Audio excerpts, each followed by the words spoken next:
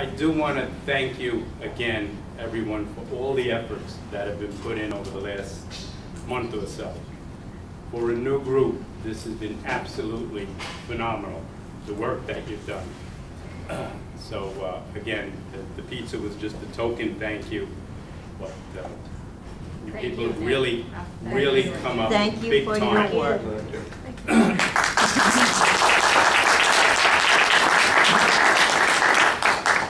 I live for that, ask my wife.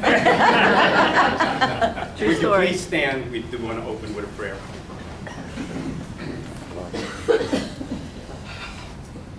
Father, once again, we ask that you bless our work, that what we are doing is what you want us to do. Help us to open the minds and the hearts of American people all over this country. Help all those letters that we send out reach the shepherds of the flocks and open their eyes and their hearts to just say what they're supposed to be saying. And let this coming election restore our country to its founding principles, to our Judeo-Christian heritage, and let America once again be the country that was founded on the divine providence and still has much more work to do. Amen. Amen. Please remain standing for a pledge. I pledge allegiance To the flag of the United States of America and to the republic for which it stands, one nation, under God, indivisible, with liberty and justice for all. Okay, we have some housekeeping. We've got some things to just catch up on before we get on with the regular program, so let me start. Last week, was it last week? What's today? Today's Monday, yes. Last week we had Trevor Loudon. Those of you who were there witnessed, I think, an absolutely phenomenal presentation, connecting the dots, trying to give us an idea of the dangers that we actually face. They are real, they are here, and time's running out very quickly. He also, I think, very nicely noted the work that the Tea Party and associated organizations have been doing, and really are the only people who are concerned with the salvation of this country and who have been doing what has to be done. And that's all of you and the people across this country who are doing the things that we're doing here. So we recorded his presentation. God willing, I won't lose it when I try to transfer it onto a YouTube site, and then we will try to post it on our the Veritas webpage so that everyone who did not see it can see it. You can share it with friends, family, or you can look at it again, which is what I plan to do. Second thing, this past Saturday, Sharon and I and about 1,000 of our closest friends went to a Defending Americans' Freedom rally program, whatever, up in Parsippany, put on by Americans for Prosperity. It was amazing. I mean, we were up at what? We left the house at 7:30, we got home about 9:30. It was a full day of speakers and updates on things that are going on, and it was good to see that many people in New Jersey give up a Saturday, an entire Saturday, to come together and be part of what we are doing. These things make a big difference when you see other people doing it. I heard something, Steve Lonigan, who is the New Jersey head of Americans for Prosperity, I've never really listened to him speak much, I've never been to his events. He said something that I thought was absolutely profound, and I'll try to reconstruct it. He says, all we hear from both candidates right now are we need jobs. It's all about jobs, jobs, jobs, jobs. He said, we don't need jobs. What we need is freedom. If we have our freedom, then the American people will let their ingenuity, their go-get-em attitude, just the engines of commerce will begin to roll. Get government out of the way, give us freedom, we will make jobs, we will make prosperity, we will return this country to where it should be. I thought it was absolutely profound, and I wish Governor Romney would pick up on that and use that maybe at the debate with all the talk about jobs and turn that phrase, because it's powerful in my mind.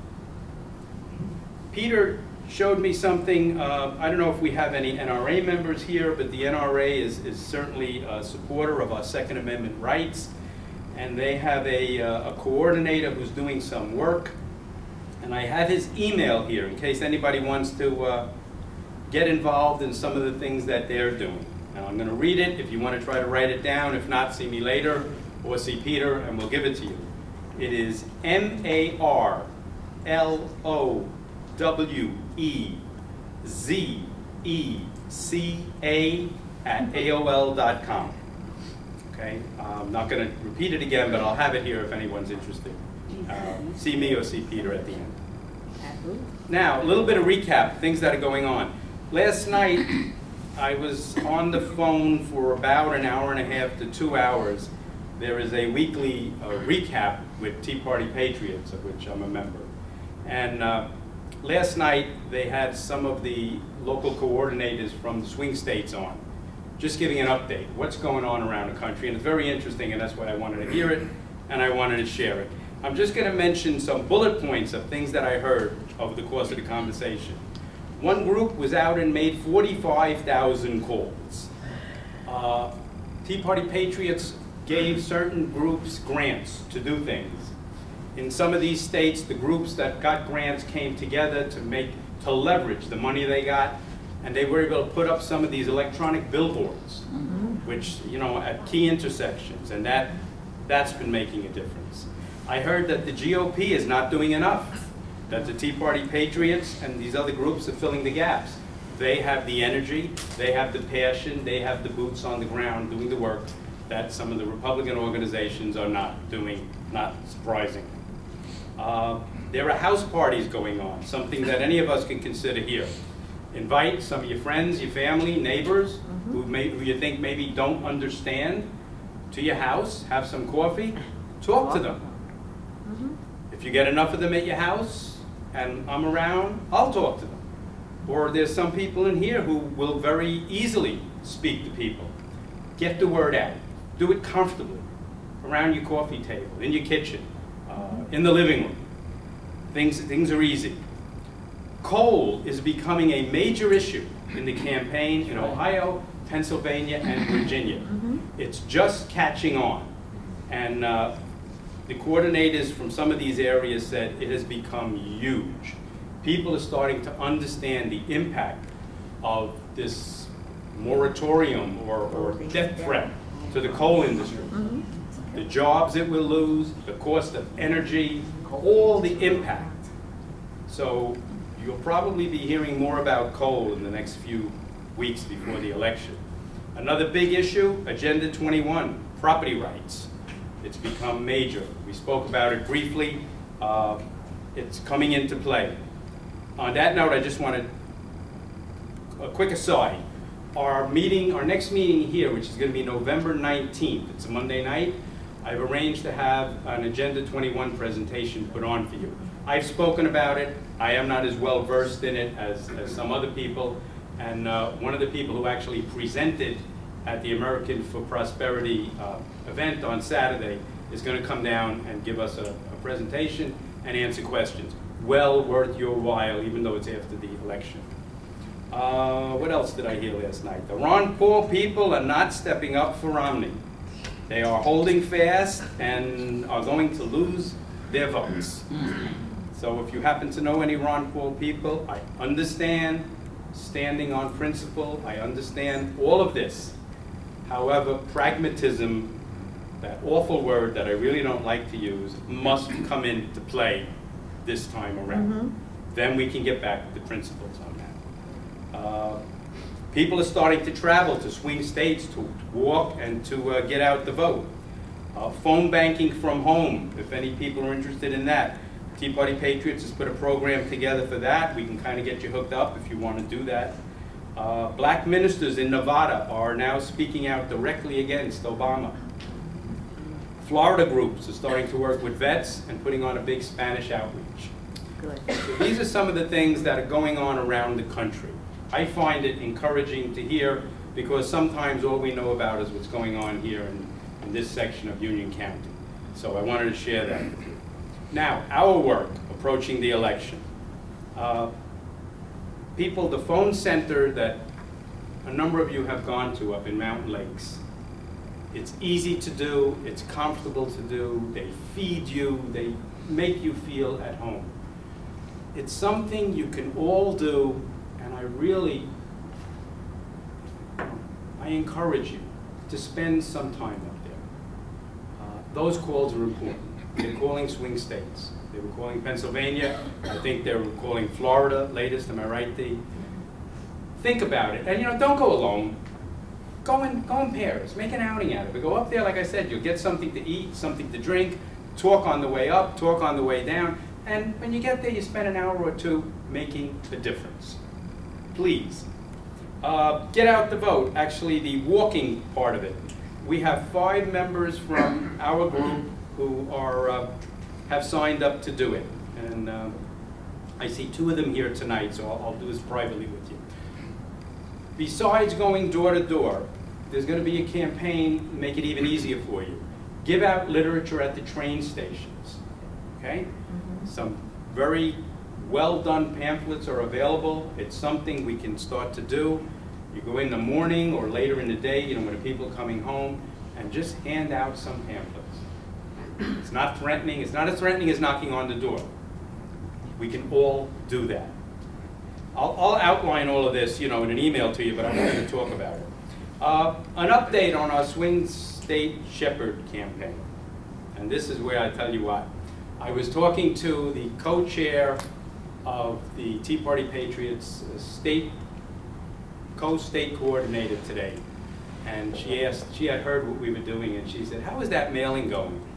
And I said, "Shelley, I think we're approaching 5,000 letters." Yay. She was shocked, absolutely shocked. She said, "Nick, you rock. Your group rocks." Yeah. She goes, "You have any idea what that impact could be?" I said, "Yes, I do." 5,000, and we are approaching 5,000, thanks to a couple of people sitting in the room here who just kept going after we stopped. Right, Sal and Joe?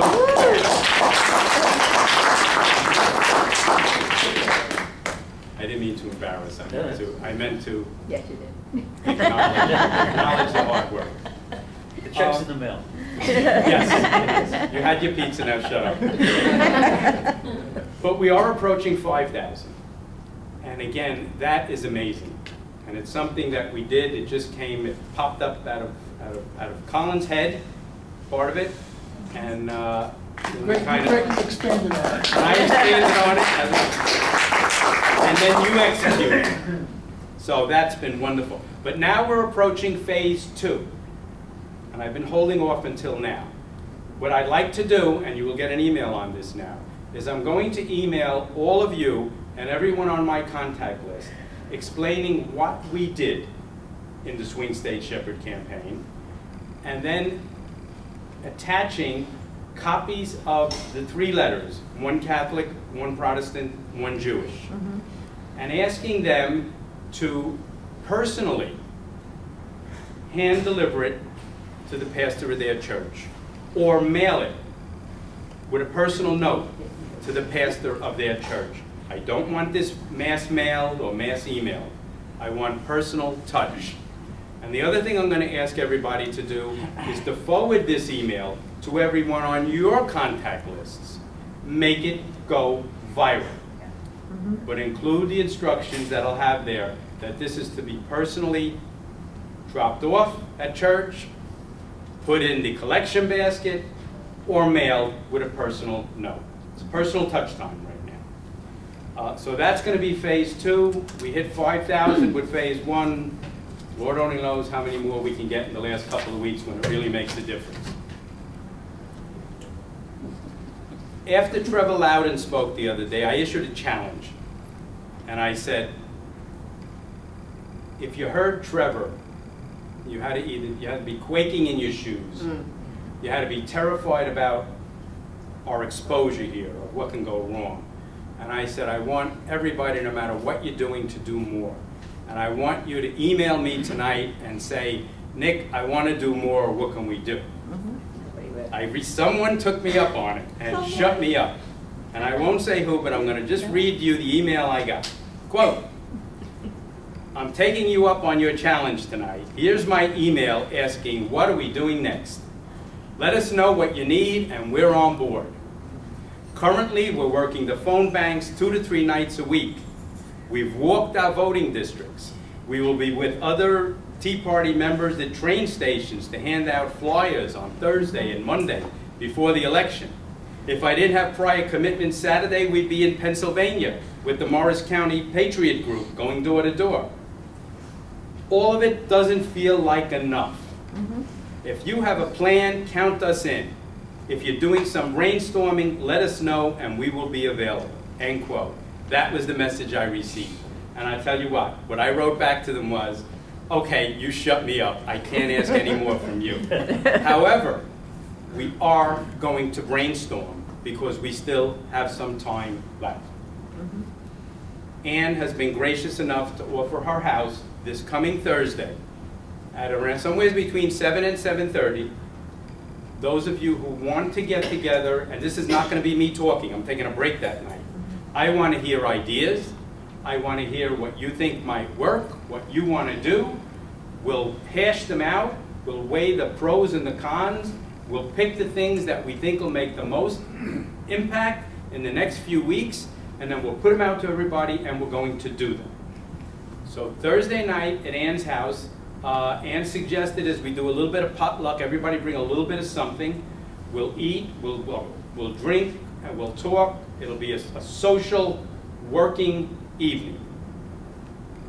I'll send out Ann's email and Ann's address. I can tell you her house is very hard to find. And anybody who wants to bring something, or if you're coming, I'm going to ask that you email Ann and copy me so that we don't have 20 people showing up with a ham. All right, you know, just to make it work. But that's our next move, people. We are going to brainstorm. We're not done. Even though we don't have a formal meeting, there is still a lot to do. Now let's get on to tonight's program. Sharon and I often talk about what a journey this has been the last few years. The things that have happened, the things we've been involved with, the late nights, the all-nighters, and the people we've met. And we've met some wonderful, wonderful people along the way, including all of you here. One of the people I met, Pastor Steve Nash, who's here tonight from the Christian Community Chapel, has been, he's Brother Steve now. We are two of a kind. I've been invited to speak at his church down in Hillsborough. We've been together at a couple of rallies. We've shared a podium.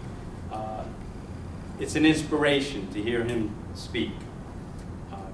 And on October 7th, 2012, on Pulpit Freedom Sunday, over 1,000, probably over 1,500 preachers boldly spoke of the political climate in our country and the matters of faith that must be considered as we prepare for the upcoming election. And a lot of this in defiance to the actual IRS mandates on it. I can tell you that Pastor Nash, Brother Steve, regularly says what has to be said. He has no fear. He understands his vocation as a leader of a flock, as a minister, to preach what has to be said. No holds barred. If it's true, you say it. There's nothing wrong with that. And it's been a wonder to actually know him. The actual bio that I have off his website, Pastor Stephen Nash has served the Lord in pastoral ministry since 1981. You know that. By God's grace, Pastor Steve has experienced growth in the 3 churches he has served. In recent years, missions, both at home and abroad, have found a special place in his heart, with gifts in preaching, teaching, vision casting, team building, and discipleship, Pastor Nash has been effective mobilizing congregants for various ministries. Pastor Steve and his wife Pam, who I'm sorry couldn't be here tonight, she's been gracious enough to have us in her house. They have raised 7 children and have come to know Christ as Savior. This pastoral couple complement one another with their various gifts and continue to serve Jesus Christ in a growing relationship. My friends, I'm honored to call Brother Steve a friend and a fellow patriot. Please welcome.